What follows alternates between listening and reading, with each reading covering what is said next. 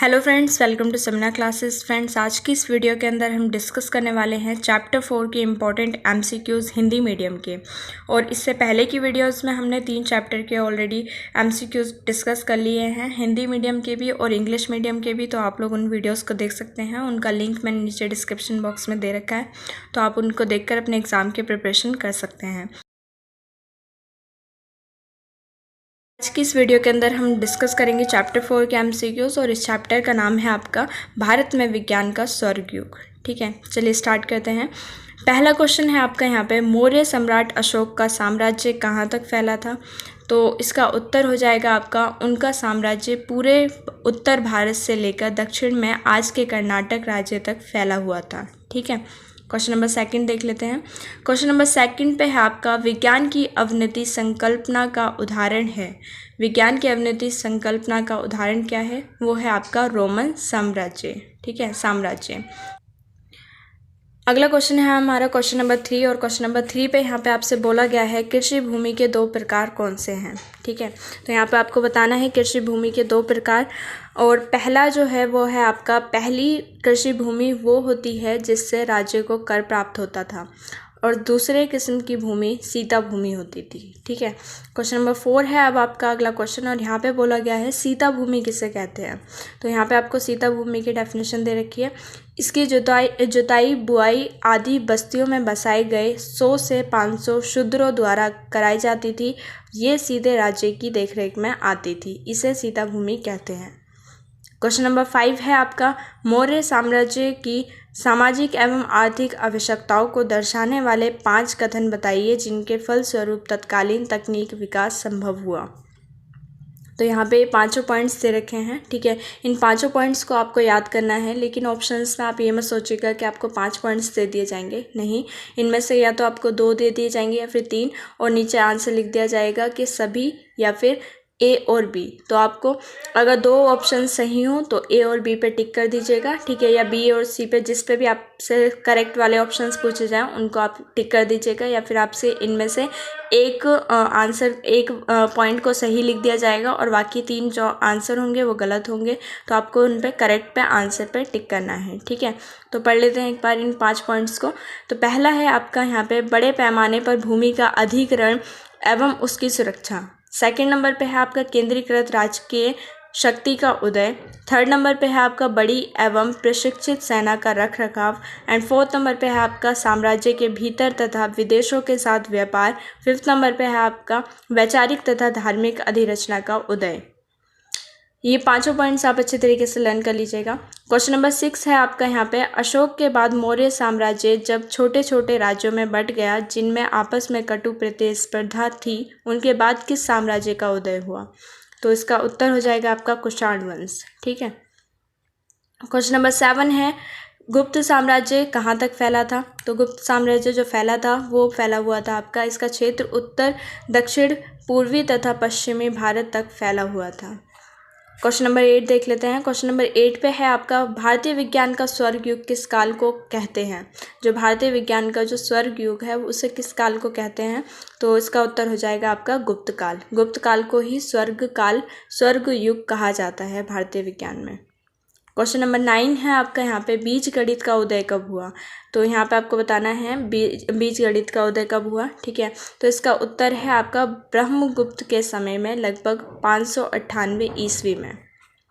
Question number 10 है, कोई 4 नव प्रवर्तन गुप्तकालीन तकनीक एवं दस्तकारी से संबंधित बताइए। तो इसका उत्तर यहाँ पे ये 4 पॉइंट्स हैं, और ये चारों पॉइंट्स आपको अच्छे तरीके से लर्न करने हैं। इनमें से कोई सा भी आपसे पूछा जा सकता है। तो पहला है आपका यहाँ पे, विभिन्न प्रकार की फसलें उगाने की प्रक्रिया में नई तकनीकी और औजारों का प्रयोग। जंग न लगने वाला लोहा और तांबे की मिश्र धातुएं बनाना।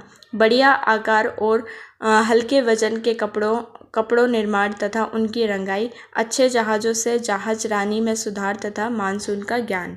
ठीक है, ये 4 इंपॉर्टेंट पॉइंट्स हैं क्वेश्चन नंबर 10 के लिए।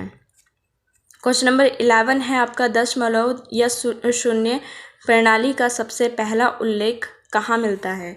तो इसका उत्तर होगा आपका गुर्जर अनुदान पत्र लेख में 595 ईस्वी में। क्वेश्चन नंबर 12 है, गुप्त काल के महान खगोल शास्त्री कौन थे? जो यहाँ पे आपके गुप्त काल के जो महान खगोल शास्त्री हैं उनका नाम यहाँ पे आपको बताना है और उनका नाम है आर्यभट्ट। क्वेश्चन नंबर 13 देख लेते हैं। और नेक्स्ट पे यहाँ पे कुछ क्वेश्चन नहीं है, सिर्फ और सिर्फ इम्पॉर्टेंट पॉइंट्स हैं और इनसे आपके एमसीक्यूज बनते हैं। और ये जो बी वाला पॉइंट दे रखा है आपको वराहमिहिर वाला, ठीक है, इससे अभी आपका 23 सितंबर 2020 वाले एग्ज़ाम में आपसे क्वेश्चन पूछा गया था। तो आप लोग इन वाले पॉइंट्स को अच्छी तरीके से लर्न कर लीजिएगा, ठीक है। तो पहला एक तरफ यहाँ पे दे रखा है खगोल शास्त्रियों के नाम और दूसरी तरफ दे रखे हैं यहाँ पे उनके कथन। तो पहला है आपका आर्यभट्ट। आर्यभट्ट के क्या कथन थे? पहला था इनका पृथ्वी घूमती है तथा आकाश स्थिर है। दूसरा, ग्रहण चंद्रमा पर पृथ्वी की छाया पड़ने के कारण लगता है।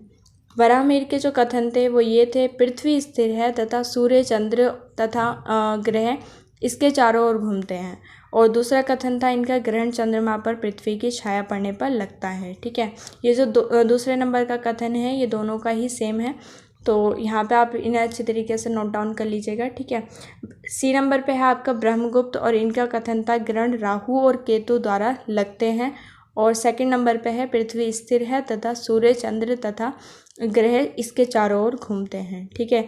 ये वाला जो सेकंड नंबर का जो आपका यहाँ पे आंसर दे रखा है ये वराहमिहिर के पहले कथन से मैच करता है, तो ये भी इस बात से सहमत थे।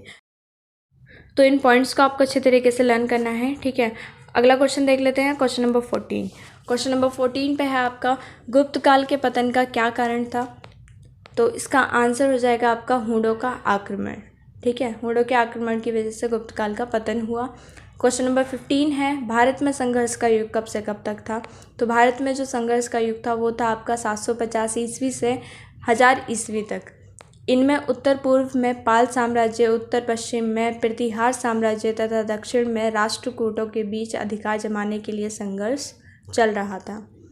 क्वेश्चन नंबर 16 है आपका, अर्थशास्त्र पुस्तक किसकी रचना है? तो आपको यहाँ पे बताना है अर्थशास्त्र पुस्तक किसकी रचना है और इसका उत्तर हो जाएगा आपका कौटिल्य चाणक्य, ठीक है।